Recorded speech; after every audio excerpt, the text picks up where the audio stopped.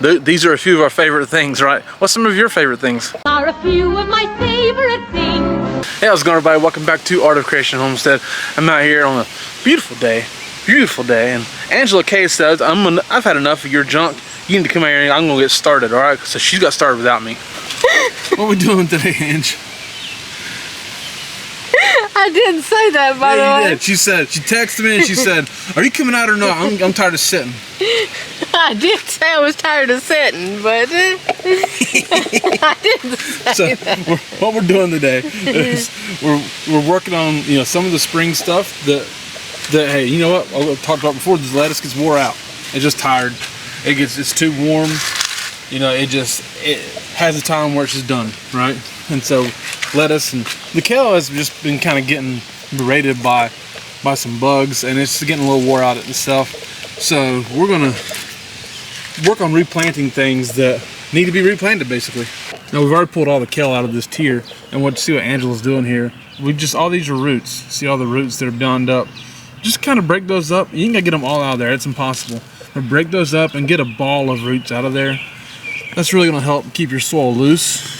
And you need loose soil when you grow plants. It just helps. So we try to just get everything out, break the roots up, and make a good environment for new plants to come in and grow and expand and be able to produce very good plants. See this? We're just gonna keep breaking these up. We got all these tiers and layers of green stalks on that one already taken care of, and pull it out. And see right there too. And we have an audience right down here watching us. See if I can zoom in and see them or not. They know we're pulling out green things and they want to eat it. So we're gonna go ahead and just take the lettuce off of here and the kale and the Swiss chard out of here. And then we're gonna go ahead and just take it down there to them and let them eat, because they're getting impatient. Go figure, right? Yes, we kind of cater to the chickens, if you're not aware. That's what we do here. We love them chickens to death. And we want to make sure they get the food they want as much as possible. So what you see here is, you're like, hey, why didn't you guys eat that yourself? Well, I mean, we've ate plenty off of it, honestly. And so we got what kind of we want off of it. We ate plain salads from it. We ate spinach in our pasta the other night. We filmed that in case you didn't watch it. So there's plenty here for us to eat, and the chickens get some too. All right, kids. I'm sorry, there's a mower going next door. We do live with neighbors.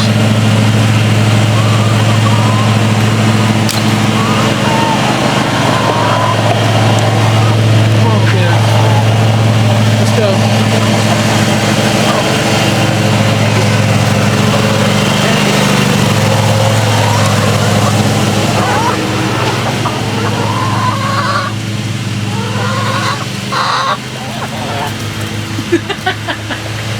Naomi got one. There you go. There you go. You got something to sweetness? There you go. Okay, so we've already planted a couple of tiers, but this one right here will show you how we're doing it.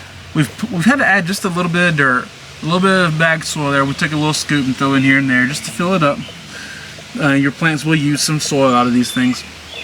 And Angela's just going through, kind of packing it down and making 2 holes, because that's how many bean seeds we're going to drop in. There's 2 in each one. Now Greenstock says you can do 3. We kind of prefer 2. We've done both, and it's okay. Both of them work fine. This is a leaf, so it's not quite as deep. These tiers are 7 inches deep, where an original is 10 inches deep. So that kind of matters a little bit. Honestly, you need more space for the roots with 3 instead of 2. So we're just going to do 2 just to be safe and make sure that every plant that germinates and grows has plenty of space to produce really good beans. These are Blue Lake bush bean seeds as well. And we do prefer to water each layer after we've planted it before we put anything else on top of it.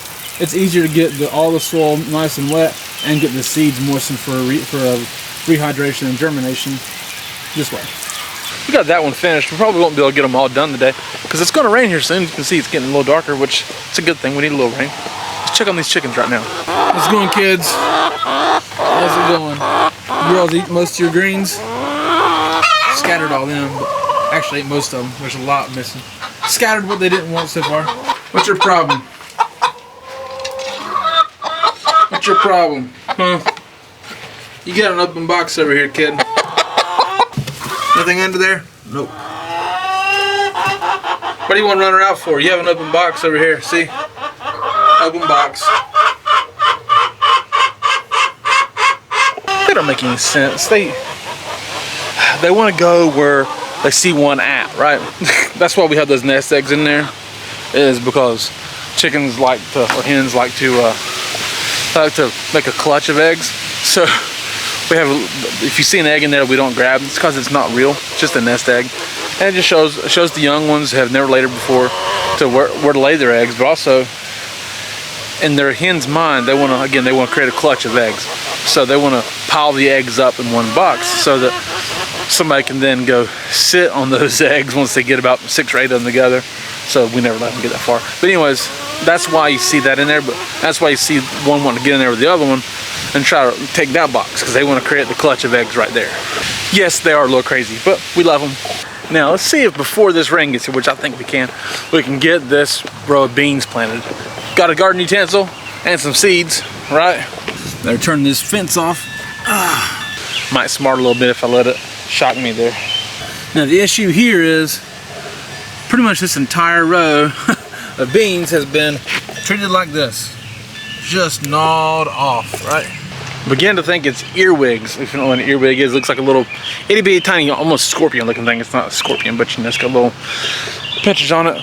We're hearing, or kind of reading, we used to think it was like little pill bugs or roly-poly bugs, whatever they are. But we're finding out that maybe earwigs at night are coming out and just dismantling these beans. And it makes sense because we have a ton of earwigs around here. They used to pile up in the Premier 1 charger that we had. They'd get full of there. We found a bunch of earwigs inside the green stalks we just took care of. They're ridiculous.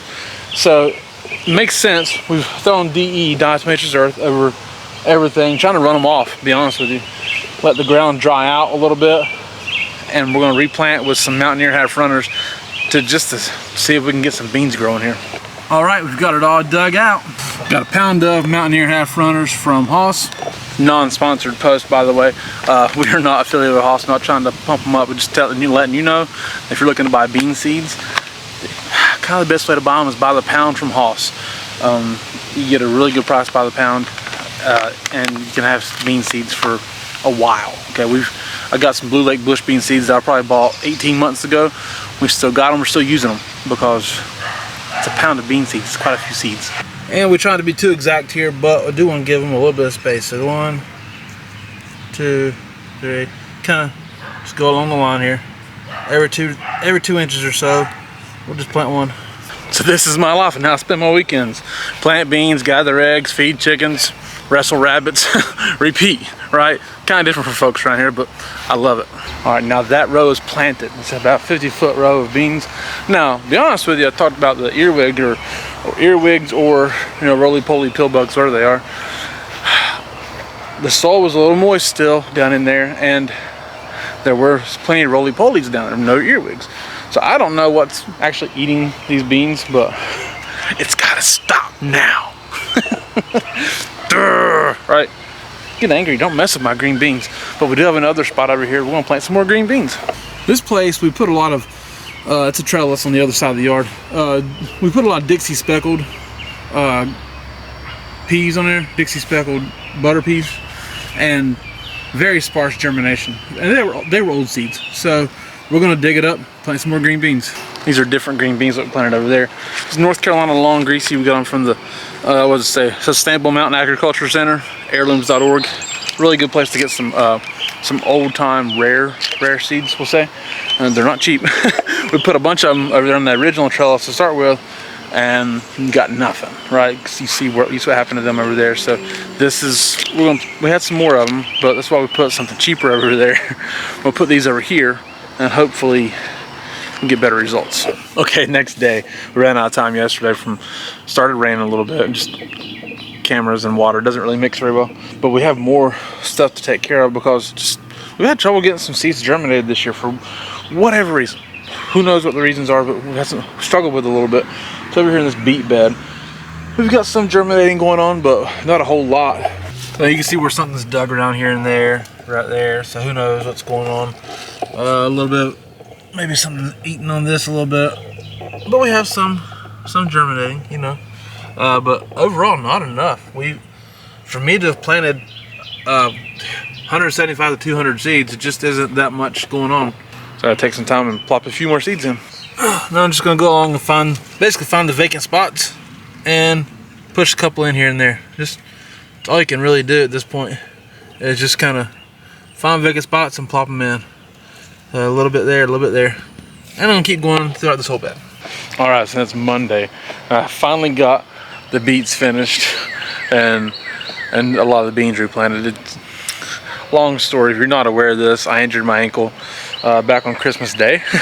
So over 5 months ago, injured my ankle / foot, and it's still not 100%. So things take me a little bit longer. Take me a little bit more time to get some things done once in a while, but I'm okay. And but so there it is, beets, beans, and now chickens.